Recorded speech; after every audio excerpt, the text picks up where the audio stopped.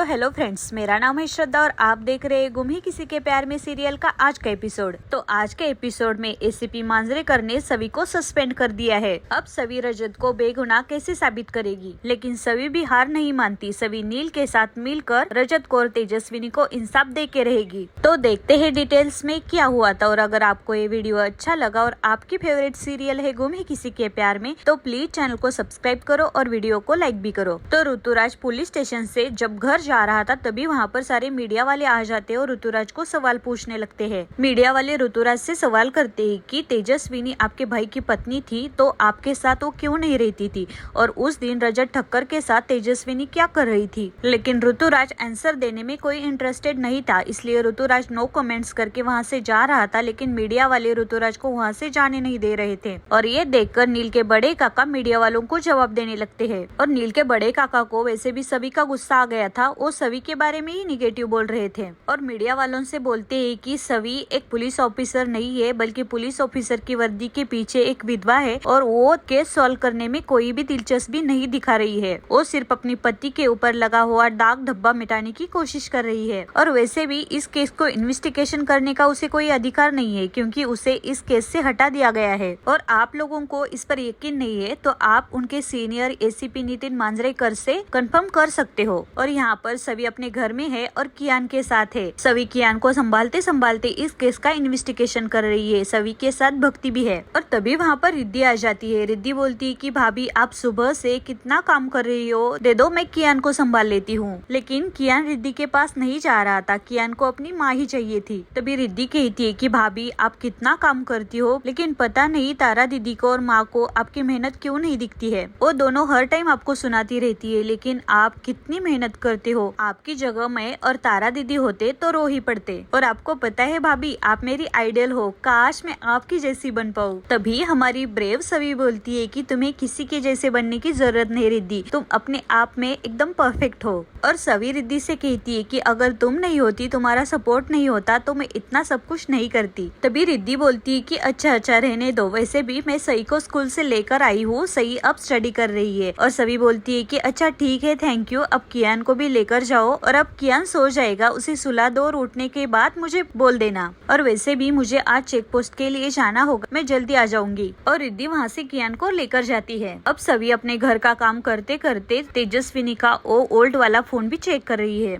और यहाँ police station के बाहर नील के बड़े काका मीडिया वालों को चिल्लाकर कह रहे हैं कि अब आप इस केस में हमें घसीटने की कोशिश मत करना। हाँ, तेजस्विनी हमारे घर की बहू थी, लेकिन उसके ऐसे चाल चलन देखने के बाद हमने उससे रिश्ता तोड़ दिया था और अब हमारा उस लड़की से किसी भी तरह का कोई लेना देना नहीं है। और तभी वहाँ पर नील आ जाता है। नील बोलता है कि लेना देना है। अब मीडिया वाले नील से क्वेश्चन करने लगते हैं। अब नील मीडिया वालों को बोलता है कि तेजस्विनी का भले मेरे परिवार से कुछ लेना देना नहीं हो, लेकिन मेरे साथ है। तेजस्विनी मेरी पत्नी थी और जब भी किसी भी पत्नी पर ऐसे कैरेक्टरलेस होने का आरोप लगता है तो पति की नजरें शर्म से झुक जाती है, लेकिन मेरी नजरें नहीं झुकेगी, क्योंकि मुझे मेरे पत्नी पर पूरा भरोसा है। तेजस्विनी ने कुछ गलत नहीं किया है। और तभी वहाँ पर ऋतुराज भी था। ऋतुराज अपने मन में सोच रहा है कि जब नील को मेरे अमरावती जाने का पता चल गया तो नील मुझे छोड़ेगा नहीं, कुछ भी हो। लेकिन ऋतुराज नील से डरता बहुत है। अब मीडिया वाले नील को बोल रहे हैं कि क्या आपको ऐसा लगता है कि आपके फैमिली वाले झूठ बोल रहे हैं। और तभी नील के पापा और काका बोलते कि नील तू घर चल, इनको कुछ भी जवाब देने की कोई जरूरत नहीं है। लेकिन तभी नील बोलता है कि तेजस्विनी के बारे में मेरे घर वाले जो भी कुछ बोल रहे हैं वो सब झूठ है। उस पर नील के बड़े काका को गुस्सा आ जाता है और नील पर चिल्लाते हैं। नील के बड़े काका नील को बोलते हैं कि उस लड़की के लिए तुम हमें झूठा साबित कर रहे हो। लेकिन नील काका को फुल्ली इग्नोर करता है। नील बोलता है कि तेजस्विनी बिल्कुल निर्दोष है और ये बात मैं साबित करके रहूंगा, उसके कातिल तक पहुँच के रहूंगा। नील जब मीडिया वालों को जवाब दे रहा था, वो न्यूज नील के घर में देखी जा रही थी। नील के स्टेटमेंट देखकर नील के रोने लगती और बोलती है कि ये लड़की जाते जाते भी हमारे घर को तोड़ कर गई है। पहले हमारा नील घर के बड़े लोगों को ना तक नहीं कहता था, अब देखो झूठ ही बोल रहा है और परिवार वालों को गलत बोल रहा है। और नील के ही रोने लगती है। और यहाँ पर सभी अपने घर में थी, तभी सभी को नितिन सर का कॉल आ जाता है और उसी वक्त सभी को नोटिफिकेशन भी आ जाता है जो नील मीडिया वालों को लाइव बोल रहा था। और सभी तभी न्यूज देख लेती है। नील का मीडिया वालों का जवाब देखकर सभी बोलती है कि अपनी पत्नी पर कितना अटूट विश्वास है इसको। अब न्यूज देखने के बाद तेजस्विनी के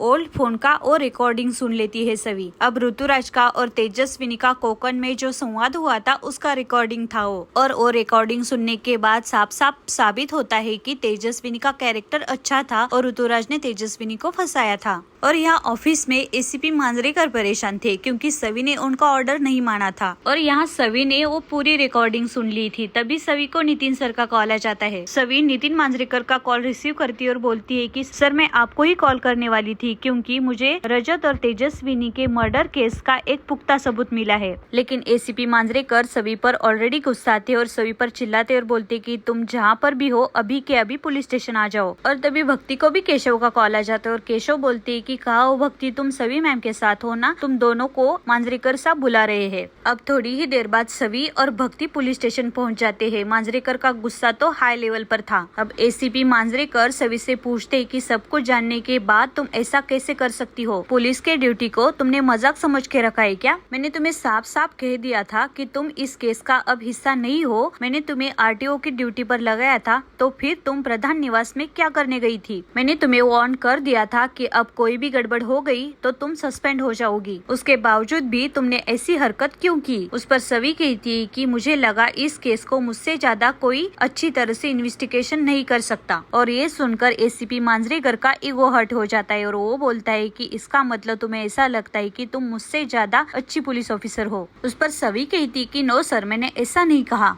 तब सवी कहती कि सर मैं एक पत्नी हूँ और अपने पति के कातिल को ढूंढ रही हूँ। शायद आपके लिए सिर्फ एक केस होगा, लेकिन मेरे लिए मेरा ये लक्ष्य है। मेरे पति के नाम पर ये लगा हुआ दाग है ना, वो मिटाने का मेरा एक लक्ष्य है। और अब मुझे ऐसा लगता है कि मुझे कातिल के बारे में पता लग गया है। तभी मांजरेकर बोलते है कि बकवास बंद करो तुम्हारी ये सवी, खुद तो सस्पेंड हो जाओगी, साथ में भक्ति की भी नौकरी खा जाओगी। और एसीपी मांजरेकर भक्ति पर भी चिल्लाते है। तभी सवी कहती कि सर इसमें भक्ति की कोई गलती नहीं है, मैंने ही भक्ति को ऑर्डर दिया था, इसलिए भक्ति मेरी हेल्प कर रही थी। और अब सभी एसीपी मांजरेकर को बता देती है कि उसको तेजस्विनी का पुराना फोन मिल गया है और उसमें साफ साफ पता चलता है कि ऋतुराज और तेजस्विनी का। ऐसे सुनने के बाद मांजरेकर बोलते है कि ऋतुराज और प्रधान का इस केस में कोई भी संबंध नहीं है और किससे पूछकर तुम उनके घर गई थी। अपनी आंखों पर से जज्बात की पट्टी हटाओ, तुम्हें साफ साफ नजर आएगा। तुम एक पत्नी की तरह नहीं, एक पुलिस ऑफिसर की तरह सोचो। हमारे प्रोफेशन में जज्बात की कोई अहमियत नहीं है। उस पर सभी कहती कि है, दिल में देशभक्ति का जज्बा है, शायद इसीलिए हम दोनों ये नौकरी कर रहे हैं। तभी सभी मांजरेकर को कहती कि ट्रस्ट मी सर, मैं कोई भी बायस होकर इसका इन्वेस्टिगेशन नहीं करूंगी। अब सभी और मांजरेकर के बीच में थोड़ी सी आर्गुमेंट हो जाती है क्योंकि पहले से ही मांजरेकर का और सवी के बीच में अच्छे टर्म्स नहीं थे। एसीपी मांजरेकर सवी को कंपटीशन समझते थे क्योंकि सवी एक अच्छी और ईमानदार पुलिस ऑफिसर थी और अब मांजरेकर सवी से बदला लेने की कोशिश करते हैं। अब एसीपी मांजरेकर सवी को कुछ भी बोलने लगता है। एसीपी मांजरेकर कहता है कि सवी तुम्हें क्या लगता है, तुम्हारा रजत तुम्हें सब कुछ बताता था? क्या तुम्हें पता है रजत बैंकक्रप्ट हो गया था? असल में तुम उसे जानती ही नहीं थी, लेकिन डोंट वरी, अब जान जाओगी क्योंकि हमारी इन्वेस्टिगेशन से और तुम्हारे रजत के फोन कॉल से हमें ये पता चला है कि रजत तेजस्विनी के कांटेक्ट में था। और तुम सभी पूरे शहर की छानबीन करते फिर रही हो, लेकिन तुम्हारे पति की कॉल हिस्ट्री निकालना तुम्हें याद नहीं आया।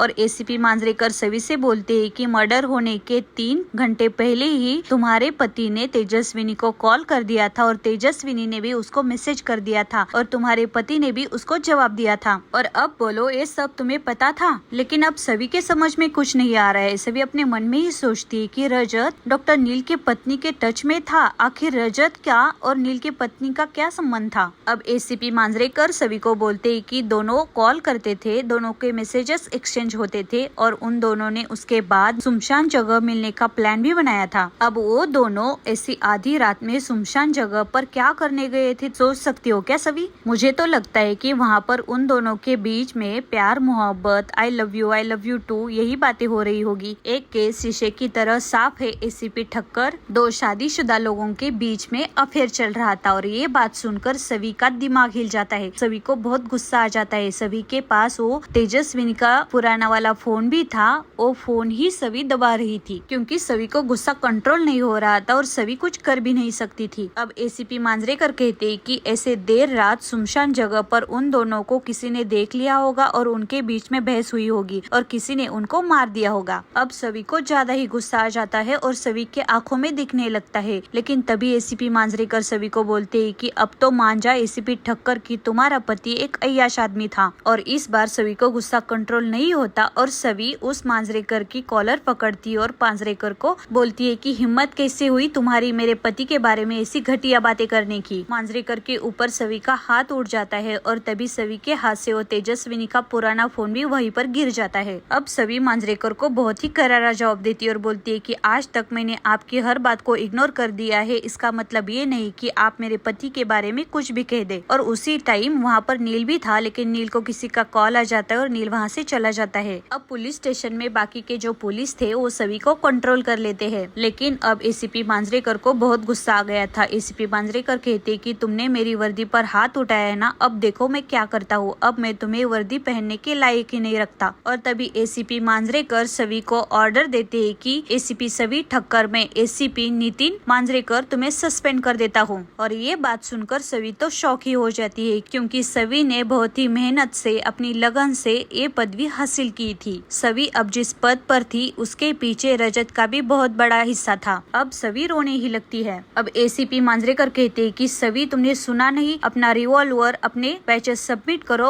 और यहाँ से चली जाओ। अब न चाहते हुए भी सवी को एसीपी मांजरेकर का आदेश सुनना पड़ता है। अब सवी रोते रोते अपना रिवॉल्वर अपने सारे स्टार्स वहाँ पर रख देती है। अब सवी के हाथ से अपना जॉब अपनी पावर भी चली गई और सवी का रजत भी चला गया सवी को छोड़ के। अब सवी पुलिस स्टेशन से घर जा रही है और आज का एपिसोड यहीं पर समाप्त हो जाता है। देखते हैं सवी आगे क्या करती है। अब सवी के पास में पुलिस की पावर भी नहीं थी। अब सवी अपने रजत को कैसे इंसाफ दिलाती है? क्या सवी और नील एक साथ आते हैं और दोनों मिलकर उन दोनों के पौज को निर्दोष साबित करते हैं? ये तो हमें आगे के एपिसोड में ही देखने को मिलेगा। और ऐसे ही आगे के एपिसोड देखने के लिए प्लीज चैनल को सब्सक्राइब करो क्योंकि मैं आपके लिए हर रोज एक एपिसोड लेकर आती हूँ। तो thanks for watching and lots of love. मिलते हैं कल एक नए एपिसोड के साथ।